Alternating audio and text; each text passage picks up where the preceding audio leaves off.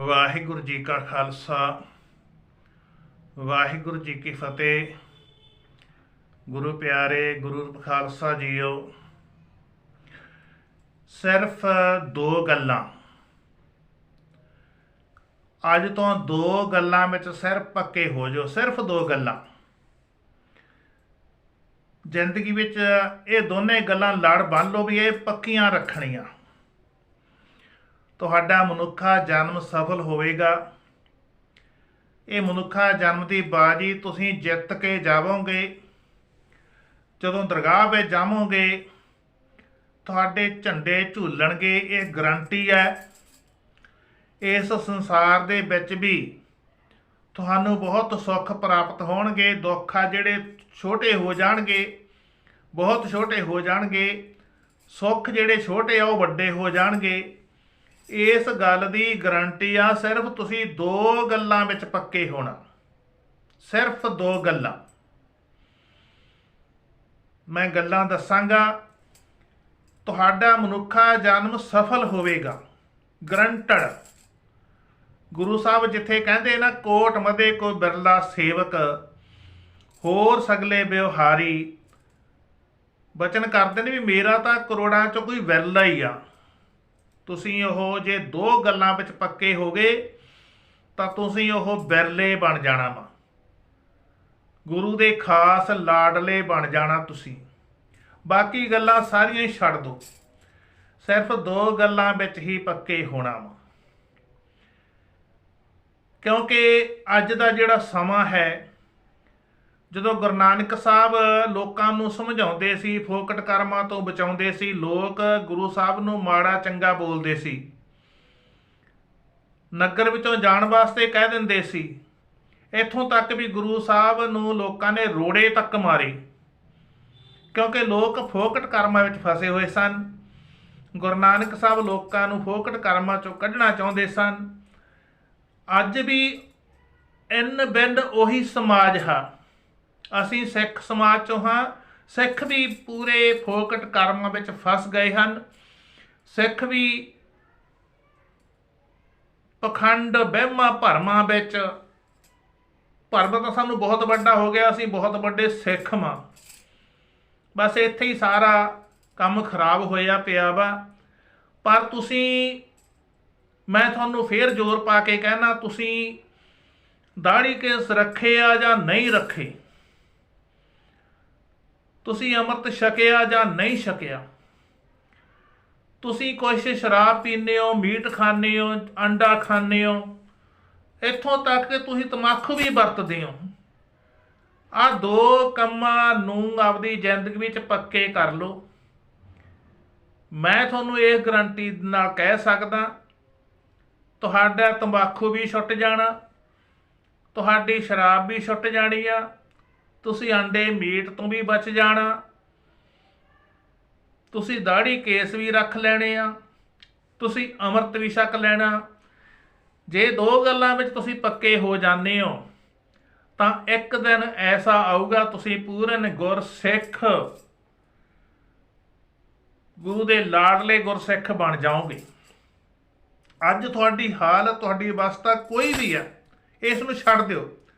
अज तो ही दो गल्लां लड़ बन लो भी आ दो गल्लां मैं करनियां रोजाना। बस तुहाडा समझ लो गुरु तो खुशियां ही खुशियां।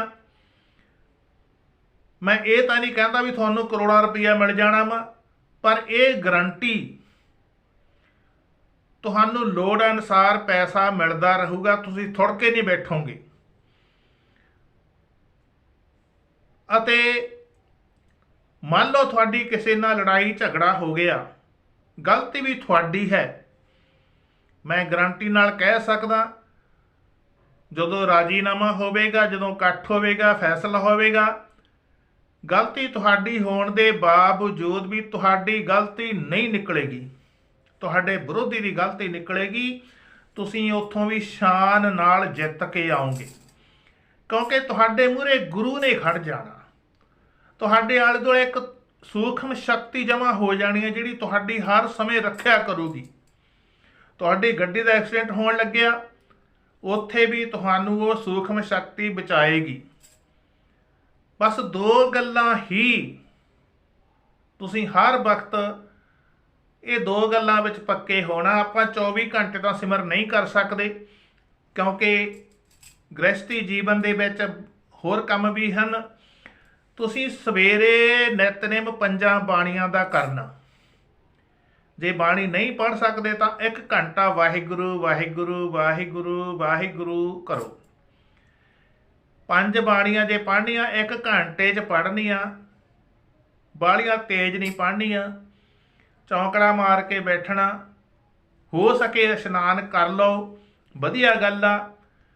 ਜੇ ਨਹੀਂ ਕਰ ਸਕਦੇ ਤਾਂ ਕੋਈ ਗੱਲ ਨਹੀਂ, ਉਸੇ ਤਰ੍ਹਾਂ ਹੀ ਬੈਠ ਜਾਓ, ਵਾਹਿਗੁਰੂ ਵਾਹਿਗੁਰੂ ਕਰ ਲਓ। ਜੇ ਕਰ ਲਵੋ, ਇਸ਼ਨਾਨ ਕਰ ਲਵੋ ਤਾਂ ਚੰਗੀ ਗੱਲ ਹੈ। ਸ਼ਾਮ ਨੂੰ 2 ਬਾਣੀਆਂ, ਸਵੇਰੇ ਜਪਜੀ ਸਾਹਿਬ, ਜਾਪ ਸਾਹਿਬ, ਸਵਈਏ, ਚੌਪਈ ਸਾਹਿਬ, ਆਨੰਦ ਸਾਹਿਬ। 1 ਘੰਟਾ ਲਾਉਣਾ। ਸ਼ਾਮ ਨੂੰ ਰਹਿ ਰਾਸ, ਕੀਰਤਨ ਸੋਹਿਲਾ, ਇਹਨਾਂ ਨੂੰ ਅੱਧਾ ਘੰਟਾ ਲਾਉਣਾ। ਆਹ 1.5 ਘੰਟਾ ਤੁਸੀਂ ਪੱਕਾ ਕਰਨਾ। ਬਸ ਇਹੀ ਕੰਮ ਵਾ, ਇਹ ਪੱਕਾ ਕਰਨਾ ਰੋਜ਼ਾਨਾ। ਰੋਜ਼ਾਨਾ ਇਹ ਪੱਕਾ ਕਰਨਾ। ਅਤੇ ਇੱਕ ਨਾਲ ਕਾਮ, ਕ੍ਰੋਧ, ਲੋਭ, ਹੰਕਾਰ ਤੋਂ ਦਿਨੇ ਰਾਤ 24 ਘੰਟੇ 12 ਮਹੀਨੇ 30 ਦਿਨ ਤੋਂ ਬਚਣਾ। ਇਹਨੂੰ ਰੋਕਣਾ, ਕ੍ਰੋਧ ਨੂੰ, ਹੰਕਾਰ ਨੂੰ, ਕਾਮ ਨੂੰ ਰੋਕਣ ਤੋਂ ਭਾਵ ਜਦੋਂ ਆਪਾਂ ਨੂੰ ਕ੍ਰੋਧ ਆਉਣ ਲੱਗਿਆ ਉਸ ਵੇਲੇ ਆਪਾਂ ਧਿਆਨ ਹੋਰ ਪਾਸੇ ਲੈ ਕੇ ਜਾਣਾ। ਕ੍ਰੋਧ ਤੋਂ ਬਚਣਾ, ਕ੍ਰੋਧ ਆਉਣ ਨਹੀਂ ਦੇਣਾ। ਬਸ ਇਹ ਜੁਗਤੀ ਆ। ਨਿਤਨੇਮ ਕਰੋ ਤੇ ਕਾਮ, ਕ੍ਰੋਧ, ਲੋਭ, ਹੰਕਾਰ ਤੋਂ ਬਚੋ। ਇਹ 2 ਹੀ ਕੰਮ ਕਰਨੇ ਨੇ। ਤੁਸੀਂ ਅੱਜ ਤੋਂ ਇਹ ਲੜ ਬੰਨ੍ਹ ਲਓ, ਪੱਕੇ ਕਰ ਲਓ। ਤੁਹਾਡੇ ਝੰਡੇ ਝੁੱਲਣਗੇ, ਜਿੱਤ ਦੇ ਝੰਡੇ ਝੁੱਲਣਗੇ। ਮਨੁੱਖਾ ਜਨਮ ਦੀ ਬਾਜੀ ਜਿੱਤ ਕੇ ਜਾਵੋਗੇ ਔਰ ਤੁਹਾਡੇ ਖੁਸ਼ੀਆਂ ਹੀ ਖੁਸ਼ੀਆਂ ਚਾਰੇ ਪਾਸੇ ਹੋਣਗੀਆਂ। ਸਾਰੇ ਦੁੱਖਾਂ ਦਾ ਖਾਤਮਾ ਹੋ ਜਾਏਗਾ। ਗੁਰੂ ਸਾਹਿਬ ਦੇ ਤੁਸੀਂ ਲਾਡਲੇ ਬਣ ਜਾਓਗੇ, ਲਾਡਲੇ। ਬਸ ਆਹੀ 2 ਗੱਲਾਂ ਨੇ। ਫਿਰ ਇੱਕ ਵਿਧੀ ਦੱਸ ਦਿੰਦਾ। ਸਵੇਰੇ 5 ਬਾਣੀਆਂ ਦਾ ਨਿਤਨੇਮ 1 ਘੰਟਾ ਲਾਉਣਾ, ਬੋਲ ਕੇ ਬਾਣੀ ਪੜ੍ਹਨੀ ਆ। ਜੇ ਬਾਣੀ ਨਹੀਂ ਪੜ੍ਹ ਸਕਦੇ ਤਾਂ ਵਾਹਿਗੁਰੂ ਵਾਹਿਗੁਰੂ ਵਾਹਿਗੁਰੂ ਵਾਹਿਗੁਰੂ ਆਰਾਮ ਨਾਲ ਜਪੋ। ਸ਼ਾਮ ਨੂੰ ਰਹਿ ਰਾਸ, ਕੀਰਤਨ ਸੋਹਿਲਾ ਦਾ ਪਾਠ ਕਰਨਾ। ਜੇ ਨਹੀਂ ਬਾਣੀ ਪੜ੍ਹ ਸਕਦੇ ਤਾਂ ਵਾਹਿਗੁਰੂ ਵਾਹਿਗੁਰੂ ਵਾਹਿਗੁਰੂ ਕਰੋ ਅੱਧਾ ਘੰਟਾ। ਇਹ 1.5 ਘੰਟਾ ਪੱਕਾ। ਤੇ ਦੂਸਰਾ ਕੰਮ, ਹਰ ਵਕਤ ਵਿਕਾਰਾਂ ਤੋਂ ਬਚ ਕੇ ਰਹਿਣਾ। ਕਾਮ, ਕ੍ਰੋਧ, ਲੋਭ, ਮੋਹ, ਹੰਕਾਰ ਤੋਂ ਬਚ ਕੇ ਰਹਿਣਾ। ਬਸ ਆਹੀ 2 ਕੰਮਾਂ ਵਿੱਚ ਪੱਕੇ ਹੋ ਜਾਓ। ਮੇਰੀ ਗਰੰਟੀ ਮੈਂ ਤੁਹਾਨੂੰ ਕਹਿ ਸਕਦਾ, ਤੁਸੀਂ ਮੌਜਾਂ ਕਰੋਗੇ, ਖੁਸ਼ੀਆਂ ਹੀ ਖੁਸ਼ੀਆਂ ਮਾਣੋਗੇ, ਗੁਰੂ ਦੇ ਲਾਡਲੇ ਬਣ ਜਾਵੋਗੇ। ਕਰੋੜਾਂ ਵਿੱਚੋਂ ਬਿਰਲਾ ਜਿਹੜਾ ਹੁੰਦਾ ਤੁਸੀਂ ਬਣੋਗੇ। ਤੁਸੀਂ ਇੰਨੀਆਂ ਕੁ ਬੇਨਤੀਆਂ ਪ੍ਰਵਾਨ ਕਰਨੀਆਂ ਹੋਈਆਂ। ਬੇਅੰਤ ਭੁੱਲਾਂ ਦੀ ਮਾਫੀ। ਵਾਹਿਗੁਰੂ ਜੀ ਕਾ ਖਾਲਸਾ।